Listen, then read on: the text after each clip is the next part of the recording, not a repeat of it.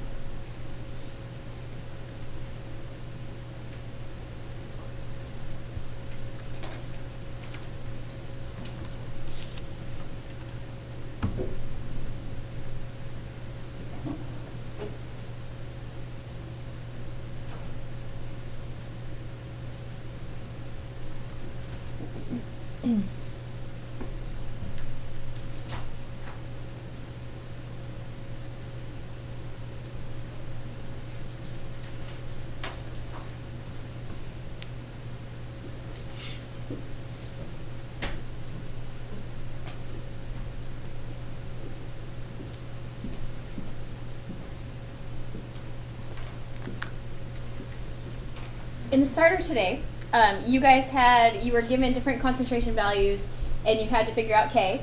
And then once you solved for K, they gave you new concentration values and you had to figure out if at those concentration values the system was at equilibrium or not.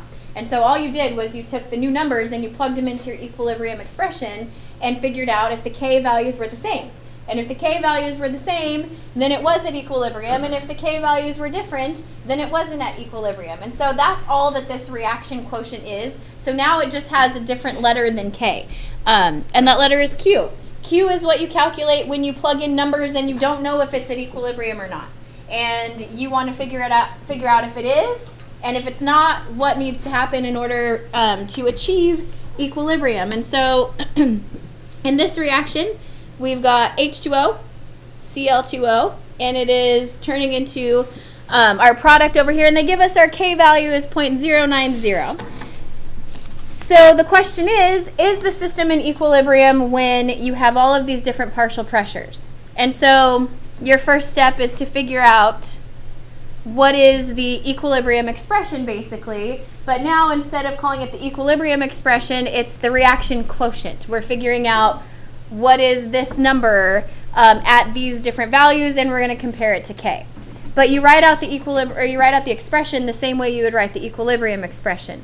So with my products over reactants, I would have the partial pressure of HOCl and that would be squared, over the partial pressure of H2O, multiplied by the partial pressure of Cl2O.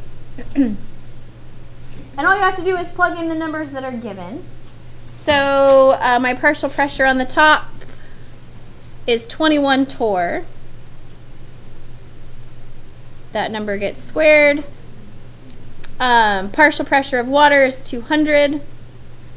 And the partial pressure of Cl2O is 49.8.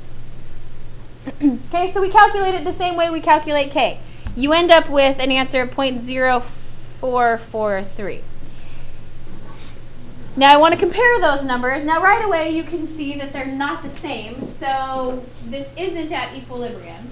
But there's more to it than just that. So like on your starter, all you have to do is figure out, is it at equilibrium or not? Now you need to go a little bit further and figure out, well, what needs to happen in order for equilibrium to be achieved. So first of all, we want to compare this number to K. Is 0.0443 larger or smaller than 0.090? Okay, it's a smaller number. So this is just kind of, you know, when you're figuring this out, you don't always need to write this down, but this is like the thought process that you need to go through. 0.0443 is smaller than 0.09, and so if you think about your equilibrium expression, it's products over reactants. So if I end up with a smaller number, do I have more reactants or less reactants? There's more reactants because you're dividing by a bigger number. So if you're dividing by a bigger number, then you're going to get a smaller answer. Okay, so really what's happening is this isn't at equilibrium because there are too many reactants. And in order for it to reach equilibrium, now we're going to talk about Le Chatelier's principle next time. But you talked about it last year about how like reactions shift in one direction or the other to try and like achieve equilibrium. If I have too many reactants, then the reaction needs to make more products.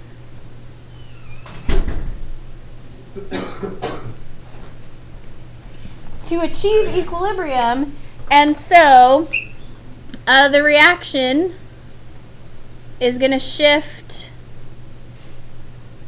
forward, meaning that the forward reaction is going to happen a little bit faster for a minute in order to make more products, to get rid of the extra reactants that there are, and then achieve that equilibrium status. And so the whole purpose of calculating this reaction quotient is not just to figure out is it at equilibrium or not, but once you know if it's not at equilibrium, does it have to make more reactants or more products? So does the forward reaction have to happen more, or does the reverse reaction have to happen more in order for it to reach equilibrium? Okay. All right. Now we've got about 3 or 4 different examples to go through, and then that's it.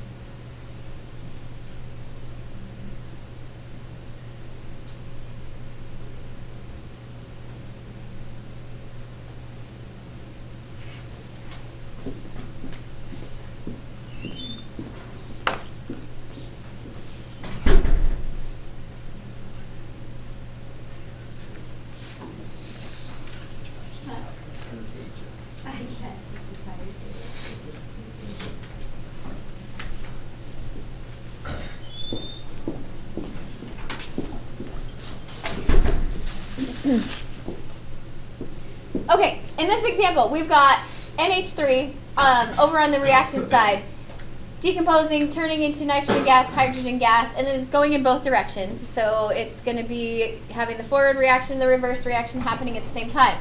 Tells us 4 moles of NH3 is introduced into a 2-liter container. So you start out with all NH3. At equilibrium, 2 moles of NH3 remain. What is the value of K for this reaction? Now normally when you guys have had to solve for K, you have been given all of the concentrations at equilibrium. You can't calculate the equilibrium constant unless you have concentrations or pressures at equilibrium. And so what we have to do first is we have to figure out what are the concentrations at equilibrium. And then I can plug it into the expression for K and solve for what K is. So we're going to introduce something here that you guys are going to use for the next 3 chapters, and you're going to get really good at making these, and it's called an ICE table because it stands for something. I'll talk about it, but it helps you remember how to set all of this up. Okay, so I want you to write that down there. I stands for initial concentrations or initial pressures if you're dealing with pressures. That means what are the concentrations before equilibrium. C represents the change that has to occur in order for it to reach equilibrium. And E represents the concentration at equilibrium. Okay, so we're going to set this up. And I want to look at all of the 3 different things that I have going on in this reaction. So I've got my 2NH3 over on the reactant side. I have my double arrow. I've got N2 over here and 3H2 over here. And I want to go through and I want to fill in the information that's given to me and what I do know, and then kind of figure out what I don't know, and you can go through and solve from there. So it tells me I've got 4 moles of NH3 initially, okay? It's not at equilibrium. They take 4 moles of NH3, stick it in a container, and it is a 2-liter container. So if I have 4 moles in 2 liters, what's the concentration of NH3? 2, right? That's the initial concentration. So 4 moles over 2 liters, that equals an initial concentration of NH3 of 2 molar. Now initially, before any of the reaction proceeds, do I have any nitrogen or hydrogen gas? Do I have any at all? I take ammonia, stick it in a container. I do not start with any N2 or any H2, hydrogen gas, okay? So I start with 0 concentration of either of those. Because then as the reaction proceeds, it's going to start to decompose into those 2 things, and you're going to start to get some of each one of those products. Now, for the change, what you're going to write for the change is you're going to look at the coefficients. Because the coefficients are going to give us the ratio at which our reactants are going to disappear, and the ratio at which these ones are going to appear as the reaction proceeds. So over time, NH3 is going to disappear and change at a rate of, and it's going to be negative because it's going to be decreasing, negative 2x. Okay, 2 just comes from the coefficient. X because we don't know how much it's going to change by. And then N2 is going to increase by x. And H2 is going to increase by how many x? 3x. Okay? All coming from those coefficient values. Now, at equilibrium, we want to figure out basically if this is my initial and this is how much is going to change, then all I have to do is combine those together to get what is the concentration at equilibrium. And so for NH3, it's going to be 2 molar minus 2x. So you basically go down the column. So 2 minus 2x equals, and that's going to equal my final concentration. Now in this problem, they tell us at equilibrium, I've got 2 moles of NH3 left. 2 moles of NH3 in 2 liters, what's that concentration? 1 molar, right? 0 plus X, that just gives N2 a concentration of X at equilibrium. And 0 plus 3X gives me a concentration of 3X at equilibrium for hydrogen. Now we can go through and do a couple of things here. First, in this case, I can solve for X. Because here, in this section of my little chart, I have 2 minus 2X equals 1.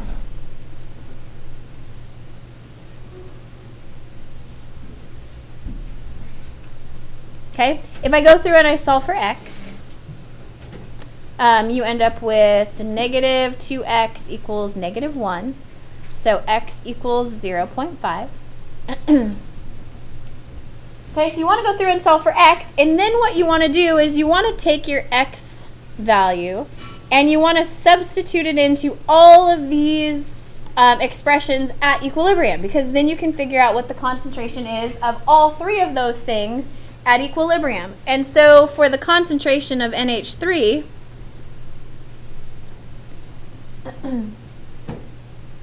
well, I already knew that one. That's 1 molar. For the concentration of N2 is just X, and so it's 0.5 molar. For my concentration of H2, is 3X, so 3 times 0.5, and that equals 1.5 molar. So now I have concentrations of everything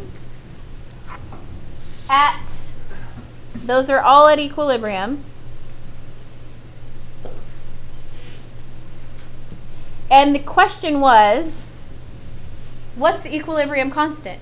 And we couldn't find that unless we had the values at equilibrium. Now that we have the values at equilibrium, we can just plug it in to our equilibrium expression, which we didn't write yet, so we need to write it. These are all gases. Products over reactants, I'm going to have the concentration of H2 cubed times the concentration of N2 all over the concentration of NH3 squared.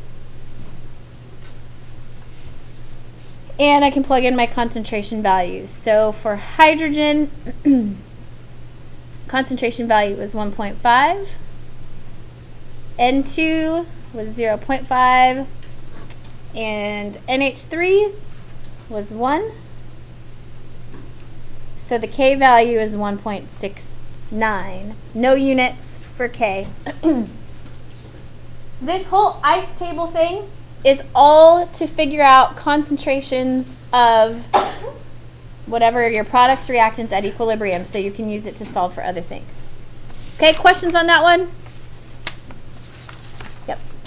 Basically, we use a given molar concentration, so like 2 moles of NH3 remains in 2 liters. Mm-hmm. Find that's the molar, going to be the molar concentration. Yes. To solve for X. All right, next example. Now, there are so many different types of problems that can be done with equilibrium and so many different applications of the whole ice table. So I'm going to try and give you just a couple more. So what I want you to do for this one, example 2, we're given the concentration of, and it's really important that we know that these are gases, because if it's not a gas, it's not in the equilibrium expression. So there's our reaction, 2HF. Over on the reactant side, products are hydrogen gas, fluorine gas. We have the initial concentration. By the way, this should have a little 0 there to show that that's the initial concentration of HF. I have a K value. What will the equilibrium concentrations be of each species? Now, in the first example, you had to solve for K. In this example, we're given K, and we have to figure out the equilibrium concentrations of each. So, go ahead and write down this example, and then I want you guys to practice real quick setting up, just set up the ice table. and then stop there, and then we'll go through the rest of the problem together. You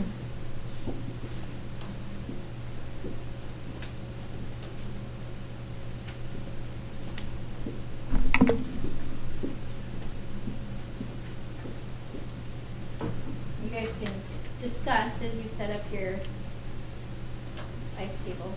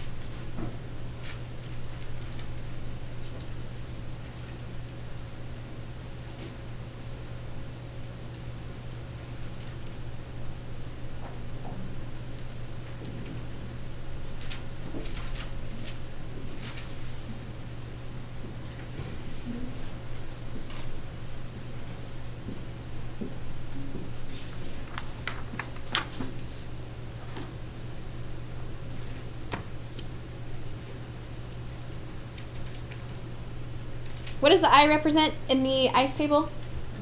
Initial concentrations or initial pressures, depending on what you're given. Okay, but we're dealing with concentrations here. Initial concentration of HF is given to us as 2.0 molar. What are my initial concentrations of the products? Always 0. Okay, so it's always going to start with 0 of your products over on the right.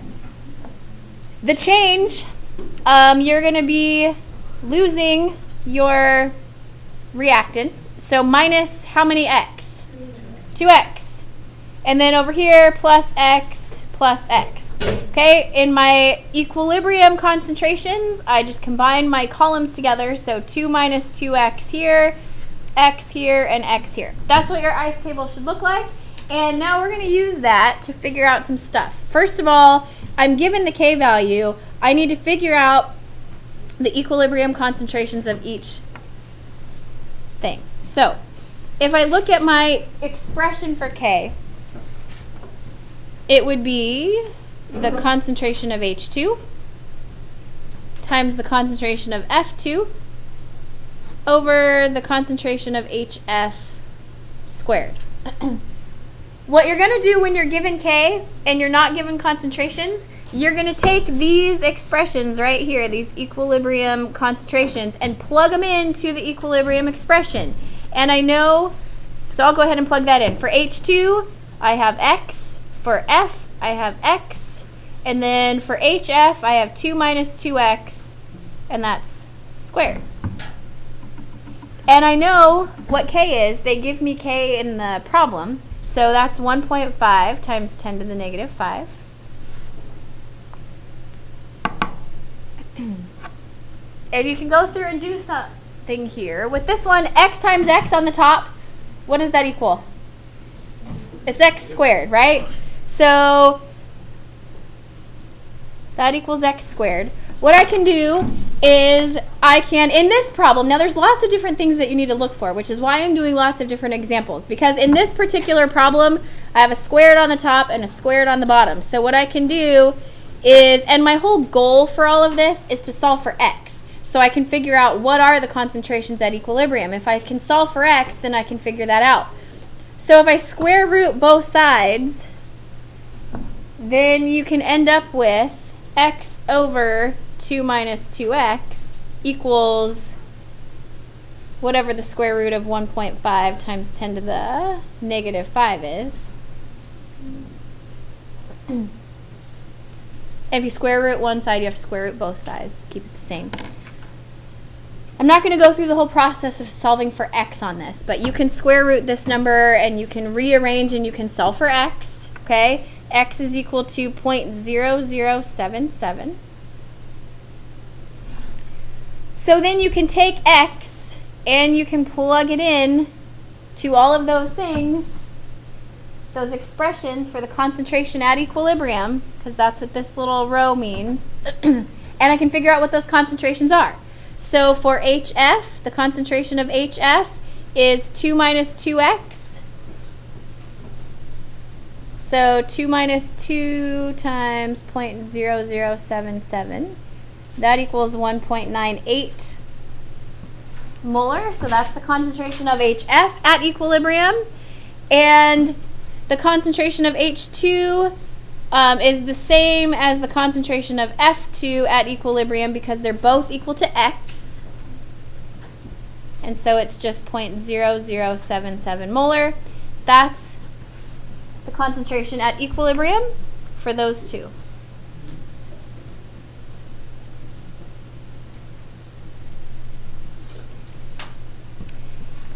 And if you want to double check your answers ever, you can just go ahead and you can take these concentrations and you can plug them into your equilibrium expression for K.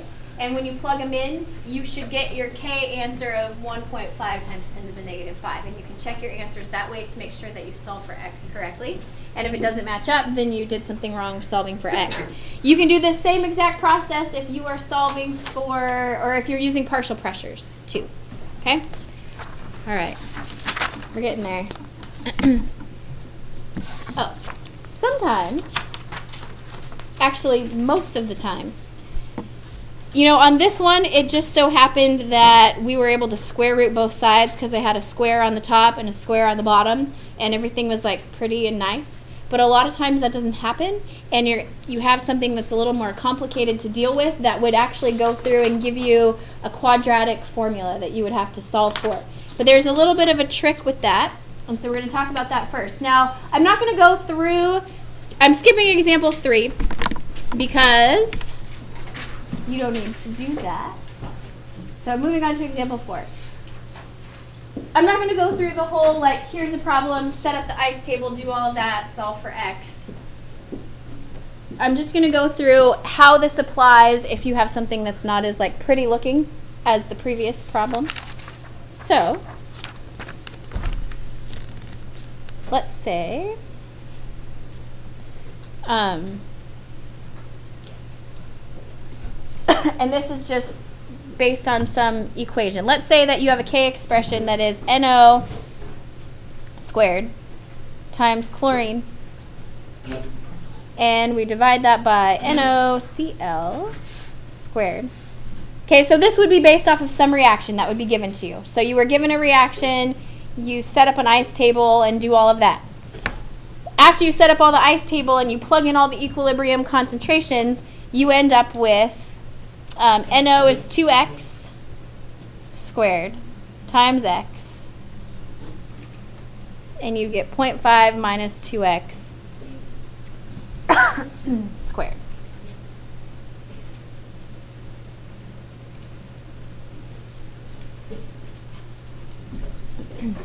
Oh, and then they give you the K value, 1.6 times 10 to the negative 5.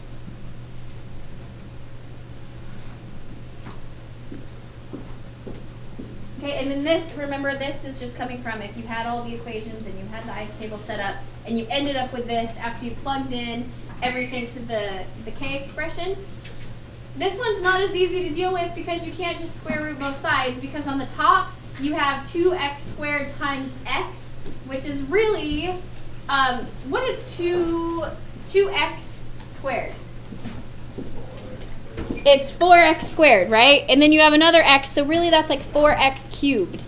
And so you have an x cubed, and then you have like some stuff on the bottom, so you can't just easily square root it because you're trying to solve for x.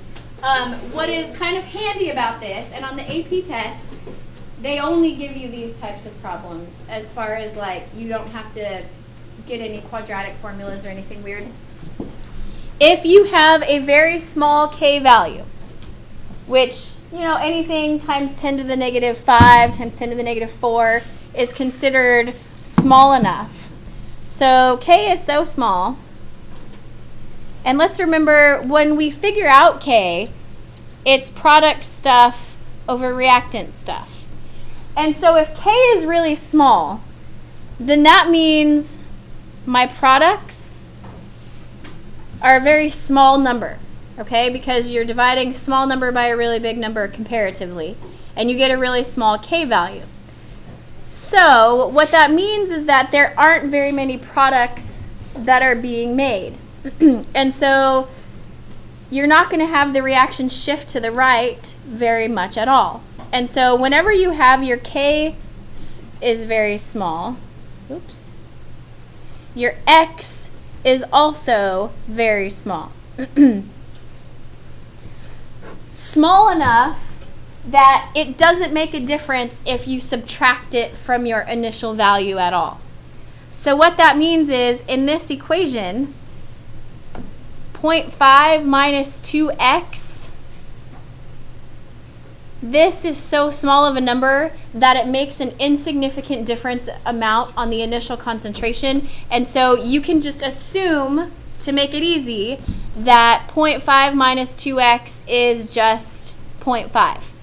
And it's close enough for you to do the math that way, and it makes the problem a lot more simple to do.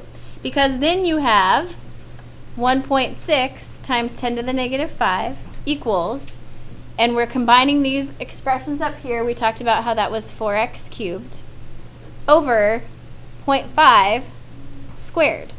So then you don't have to do the whole, like, do they still call it the FOIL method around here? You know, you don't have to do that whole thing to figure out what the bottom looks like and get a quadratic equation and all that stuff. You just, if you have a small k value, x is so insignificant that it doesn't change that value very much, so you just end up with 0.5 squared on the bottom.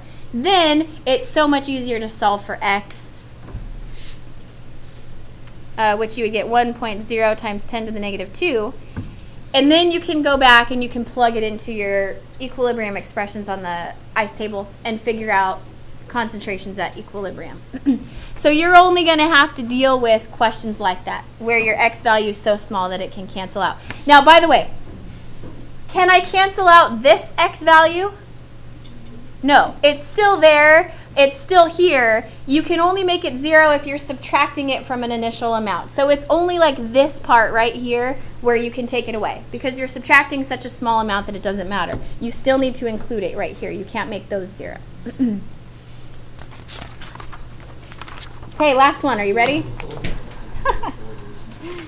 Let me see. Is there anything different here? It is different. I have to do it. There's so many different ones. Okay. Because you get the total pressure. These are fun. Ice tables are fun. Why don't you, here's what you need to do. You need to write out the reaction, PCl5 and PCl3 and Cl2 as products. You don't need to rewrite all of the wording right here, but I do want you to set up, oh no, an ice table.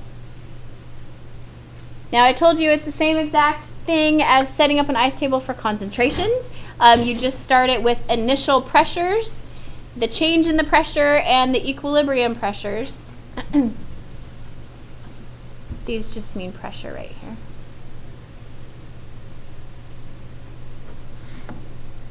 Okay, so instead of writing all the words of the problem, just fill in the ice table and then we'll go from there.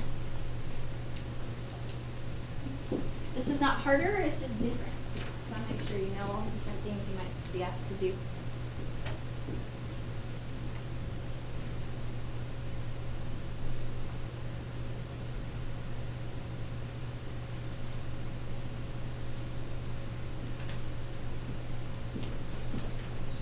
So we just remove the x and then it comes a lot easier. Yeah. Oh, not on this one. On the previous one, Yeah. it would become 0.5 squared instead of 0.5.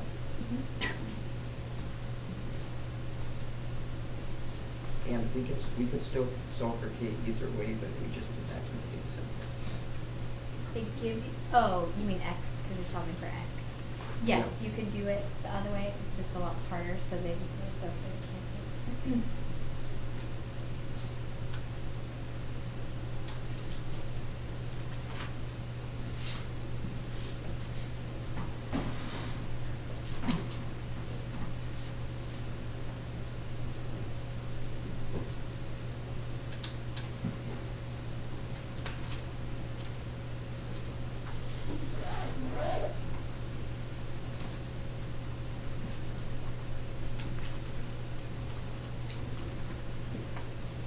Okay, initial partial pressure, PCl5. They give us in the question is 189.2 torr.